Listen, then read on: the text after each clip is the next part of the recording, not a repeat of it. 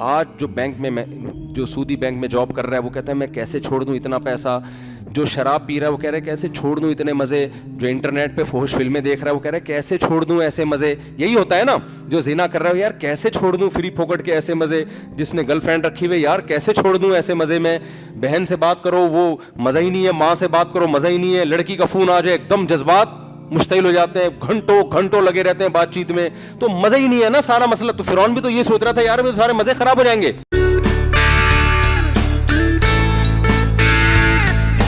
السلام علیکم guys, welcome back to another video. ابھی ہم ریئیکٹ کرنے والے ہیں مفتی طارق مسعود صاحب کا بیان آیا ہے جو کہ ہے اڑا لو مزے ایک دن آنے والا ہے. تو دیکھتے ہیں کیا ہے اس میں, تو بنا دیری کے ویڈیو شروع کرتے ہیں. مفتی طارق مسعود کے بیانات کے لیے مفتی صاحب کے آفیشیل چینل مفتی طارق مسعود سپیچز کو سبسکرائب کریں. پھر اللہ کی بھی ماننی پڑے گی. سمجھتے ہیں کہ نہیں سمجھتے ہیں؟ تو اللہ تعالیٰ نے جو احکام دیے ہیں میرے بھائی, جب آپ مانتے ہو تو ان احکام کو فالو کرنا پڑے گا.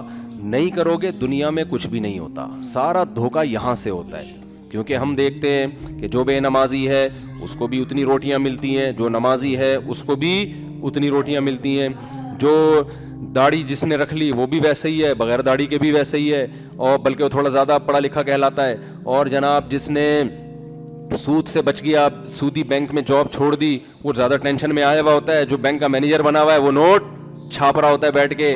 اور جناب اللہ بھلا کرے آپ کا جو بہن کی وراثت دے دیتا ہے وہ ٹینشن میں آتا ہے, جو کھا جاتا ہے آج ان کے مزے ہیں. کیا خیال ہے؟ تو کوئی آسمان نہیں. اور لوط علیہ السلام کا واقعہ, وہ اللہ نے لڑکوں سے بدفعلی کی وجہ سے پوری قوم کو پٹک دیا. ہم تو دیکھ رہے ہیں اب تو قانون پاس ہو رہے ہیں دنیا میں, اس کو لیگل قرار دیا جا رہا ہے. نہ آسمان پھٹ رہا ہے نہ زمین پھٹ رہی ہے, کچھ بھی نہیں ہو رہا. پتہ نہیں ہے مولویوں کی بنائی ہوئی باتیں ہیں.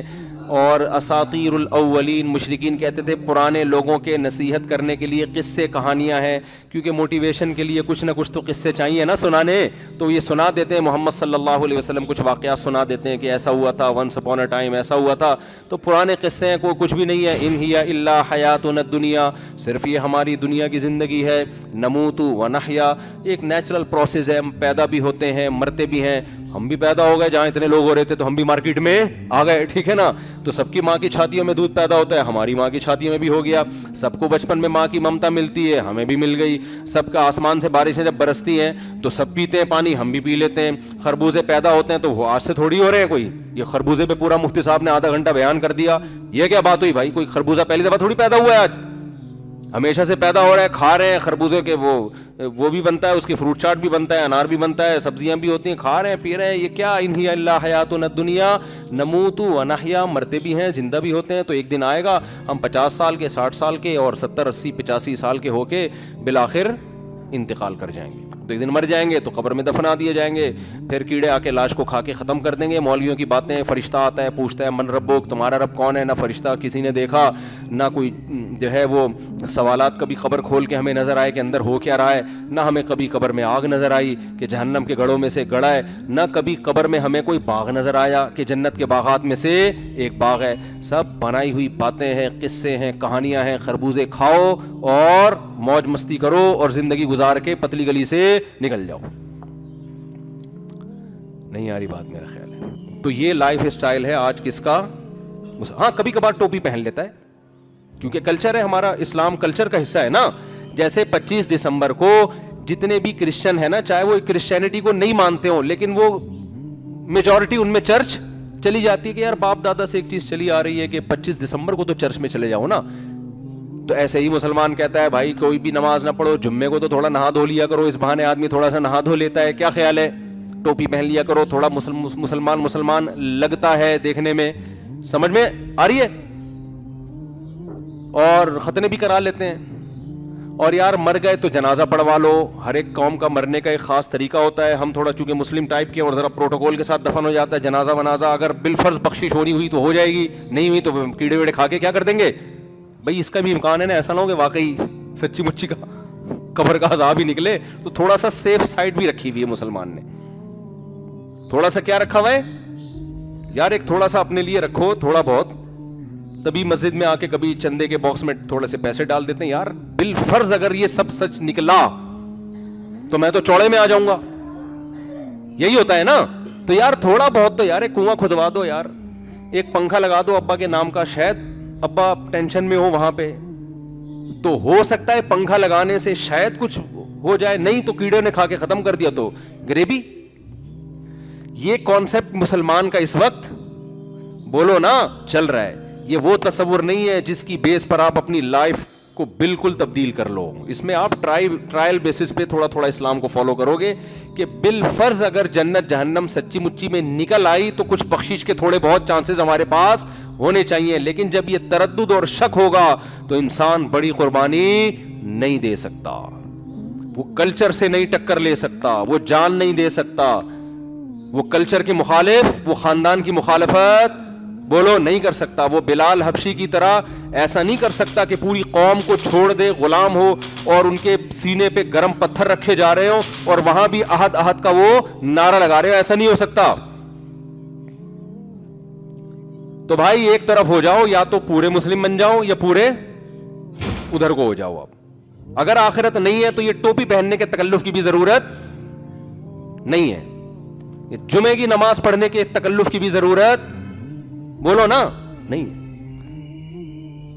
عید منا لیا کرو, خوشی ہوتی ہے. نماز پڑھنے کے لیے آنے کی ضرورت, ویسے بھی عید کی نماز آتی بھی نہیں لوگوں کو, ایک دوسرے کو دیکھ کے یوں یوں یوں کر رہے ہوتے ہیں کہ پتہ نہیں کتنی دفعہ کرنا ہے. میں تو عید کی نماز جب پڑھاتا ہوں لوگ مجھے کہتے ہیں طریقہ بتاؤ. میں کہتا ہوں اتنا ٹائم طریقے میں لگے گا, اتنا ٹائم عید کی نماز میں نہیں لگتا سمجھانے میں. تو میں کہتا ہوں بھائی جو ساتھ والا کر رہا ہے وہ کر لے ہو جائے گی. جیسے جیسے میں کروں پیچھے والے لوگ وہی کریں اور ان کے سائڈ والے انہی کو دیکھ کے کریں. جب 6-7 دفعہ نماز پڑھیں گے انشاءاللہ نماز پڑھنا آ جائے گی. تو بھائی اسلام یہ نہیں ہے, ایسے بخشش نہیں ہوگی. اللہ نے کہا تمتعو, اڑا لو مزے, کھا لو خربوزے جس کی آج آدھا گھنٹہ ہم نے مثال دی ہے, کھا لو آم ناشپاتی. دیکھو یوٹیوب بھرا ہوا ہے میڈیکل سائنس کے ٹوٹکوں سے, انار کے یہ فائدے, اور جناب کولیسٹرول کم کرنا ہے تو یہ کھاؤ اور یہ کھاؤ اور وہ کھاؤ. کوئی اس پہ غور کرنے کے لیے تیار نہیں ہے کہ یہ تمام چیزیں پیدا کس نے کی ہیں. بھائی کوئی بھی چینل میڈیکل سائنس کا پیسے کمانے کا طریقہ بتا رہا ہوں, ملینز سبسکرائبر ہوں گے, ملینز اس کے لسنر ہوں گے.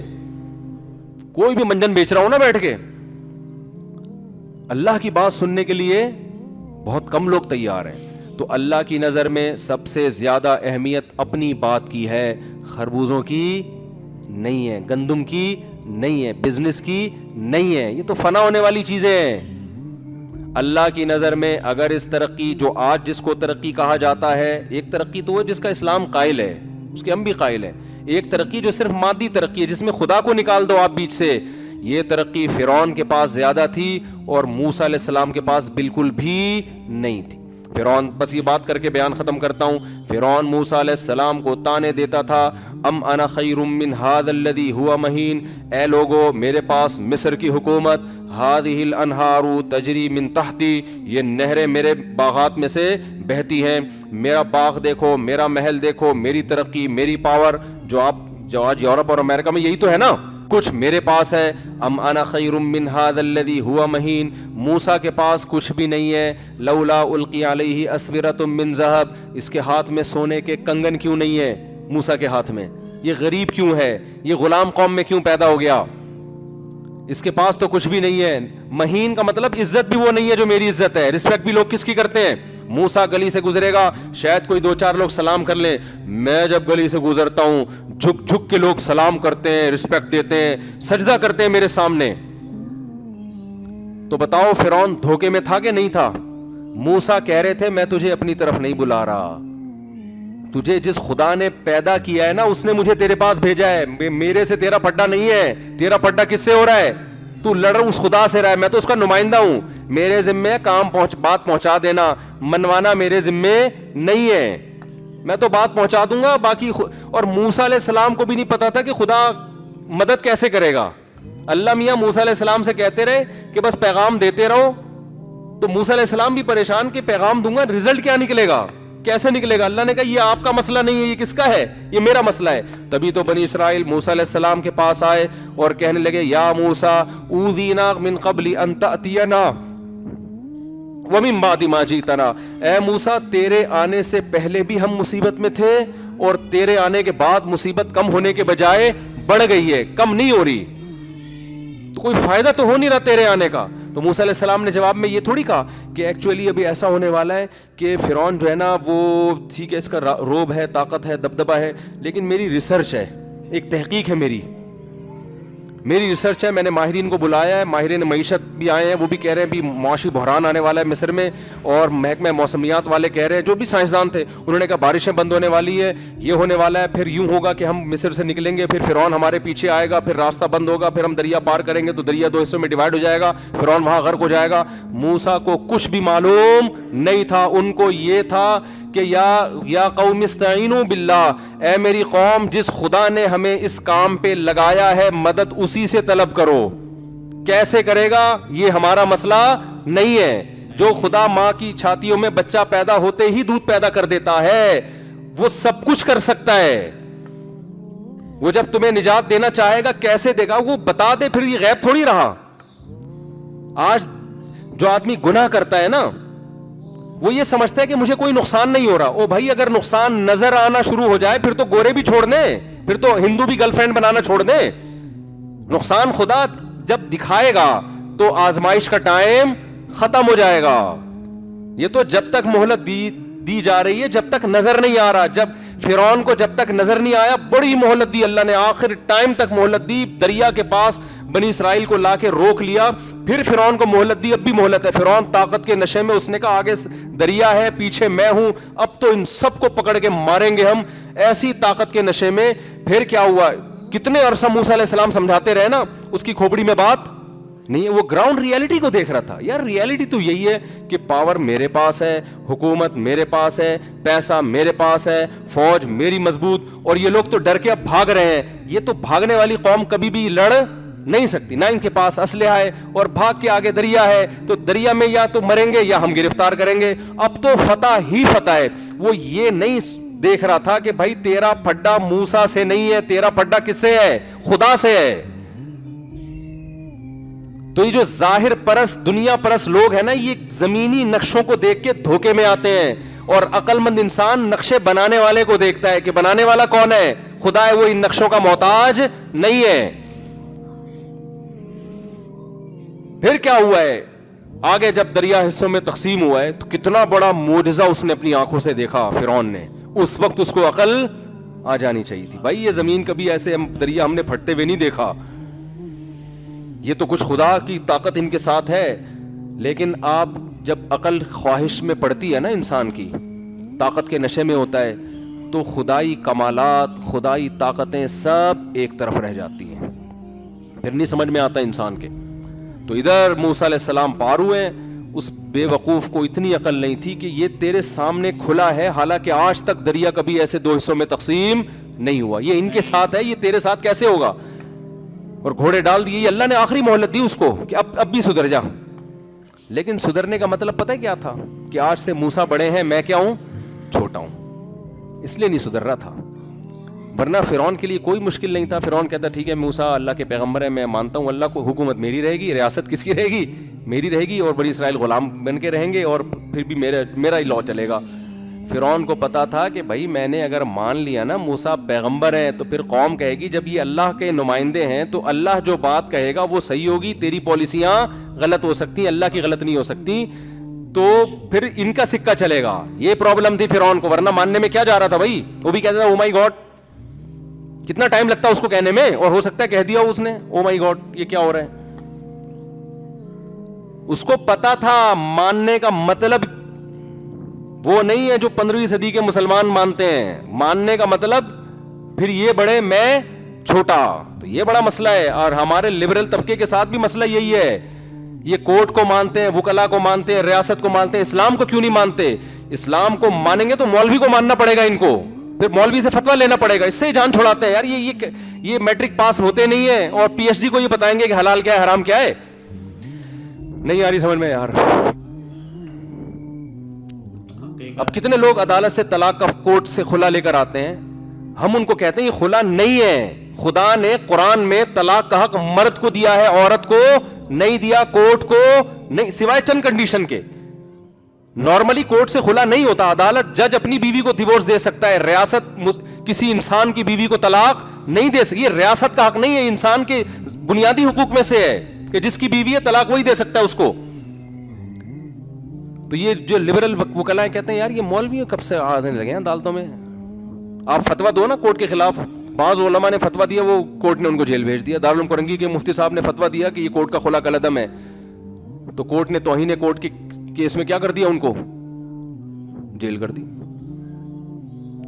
سمجھ میں آ رہی ہے بات کہ نہیں آ رہی؟ یہ تو اب چونکہ اتنے علماء اس کے خلاف بول رہے ہیں, یا میں نے اتنی دفعہ بول دیا ہے کہ وہ کس کس کو جیل بھیجیں گے, لیکن ہم عوام سے کہتے ہیں, اور میں تو کہتا ہوں یار بھیجو ایک دفعہ مجھے بھی جیل. میں جب جیل جاؤں گا پبلک پوچھے گی مفتی طارق مسعود مارکیٹ سے شارٹ چل رہے ہیں, کہاں ہیں بھائی, جیل گئے ہیں. کیوں گئے ہیں؟ انہوں نے کہہ دیا تھا یہ عدالت کا خلا کالعدم ہے. تو بات اٹھے گی تو نا, پھیلے گی تو دنیا میں.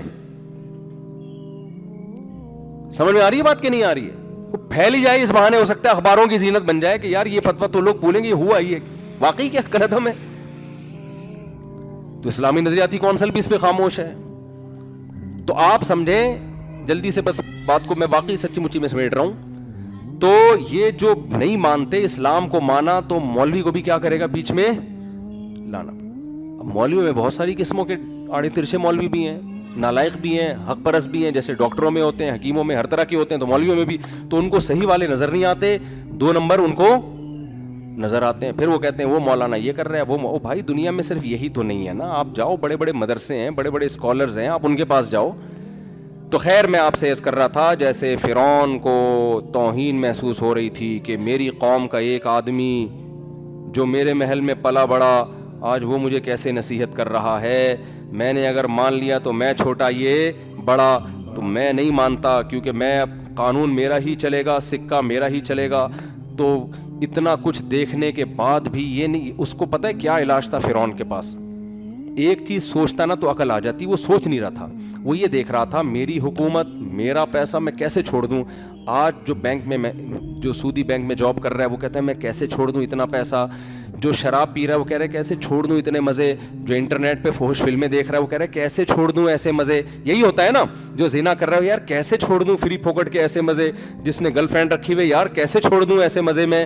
بہن سے بات کرو وہ مزہ ہی نہیں ہے, ماں سے بات کرو مزہ ہی نہیں ہے, لڑکی کا فون آ جائے ایک دم جذبات مشتعل ہو جاتے ہیں, گھنٹوں گھنٹوں لگے رہتے ہیں بات چیت میں, تو مزہ ہی نہیں ہے نا سارا مسئلہ. تو فرعون بھی تو یہ سوچ رہا تھا یار میرے سارے مزے خراب ہو جائیں گے, سر پہ میرے ٹوپی آ جائے گی, مسجد میں صف میں کھڑا ہوں گا, فرعون نماز پڑھ رہے ہیں, موسیٰ علیہ السلام نماز پڑھا رہے ہیں اس کو, ہے بھائی یہی ہوگا نا. کیا خیال ہے بھائی؟ موسیٰ علیہ السلام کہہ رہے چل بھائی حج پہ چل, فرعون حج پہ جا رہا ہے احرام باندھ کے. فرعون کے سارے مزے کیا ہو گئے بولو؟ خراب ہو گئے. ایک چیز فرعون اس وقت سوچ لیتا نا, وہ یہ سوچ لیتا کہ یہ مزے تو ویسے ہی ختم ہو جانے بھائی, تھوڑے دنوں میں, ہمیشہ کے لیے تھوڑی ہیں. کیا خیال ہے 10 سال رہیں گے, 20 سال رہیں گے, 30 سال رہیں گے, اگر ابھی نہیں مرا, اس دریا میں نہیں ہلاک ہوا, اللہ نے ابھی بھی مہلت دے دی, تو کب تک؟ ہم سے پہلے بڑے بڑے فنٹر آئے ہیں, وہ دنیا سے چلے گا. مجھے بتاؤ جو فوج فلمیں دیکھ رہے ہیں انٹرنیٹ پہ, کب تک دیکھے گا میرے بھائی؟ ایک دن چھوڑنے پڑیں گے, کیونکہ آپ کے اندر جذبات ہی ختم ہو جائیں گے, پتھر بن جاؤ گے بڑھاپے میں. وہ ڈاکٹر کہتے ہیں نا ٹیسٹوسٹیرون لیول جو ہوتا ہے نا مرد میں, وہ عمر کے ساتھ ساتھ کیا ہوتا ہے جس کی وجہ سے مردانہ جذبات ہوتے ہیں, وہ ایج بڑھنے کے ساتھ ساتھ جیسے جیسے عمر بڑھتی ہے ٹیسٹوسٹیرون جو لیول ہے وہ آہستہ آہستہ عمر کے ساتھ ساتھ کیا ہوتا ہے نیچے, وہ جذبات کیا ہونا شروع ہو جاتے ہیں کم. اوکے, تو دیٹس اٹ یار, بہت ہی پیاری ویڈیو تھی, اور بالکل صحیح کہا ہے کہ ایک دن سب چیزیں چھوڑنی پڑیں گی آپ کو. تو اچھا یہ ہے کہ ہم اس سے پہلے ہی سدھر جائیں کہ بھائی دیکھو غلطیاں سب سے ہوتی ہیں, اور اگر آپ معافی مانگ لو, رمضان کا مہینہ ہے تو بھائی ہر طرف بٹ رہا ہے, آؤ مانگو, اللہ کہتے ہیں مانگو میں دوں گا. تو مانگو بھائی سب اپنی بخشش کے لیے, سب کی بخشش کے لیے, پوری امت کی بخشش کے لیے. تو بہت ہی پیاری ویڈیو تھی. اوریجنل ویڈیو کا لنک بھی میں ڈسکرپشن میں ڈال دوں گا, تو اس چینل کو بھی سبسکرائب کر دو, اس چینل کو بھی سبسکرائب کر دو, اور بھی ویڈیو آتی رہیں گی. ویڈیو کو لائک کرنا نہ بھولیے گا. ملتے ہیں اپنی نیکسٹ ویڈیو میں, تب تک کے لیے اللہ حافظ.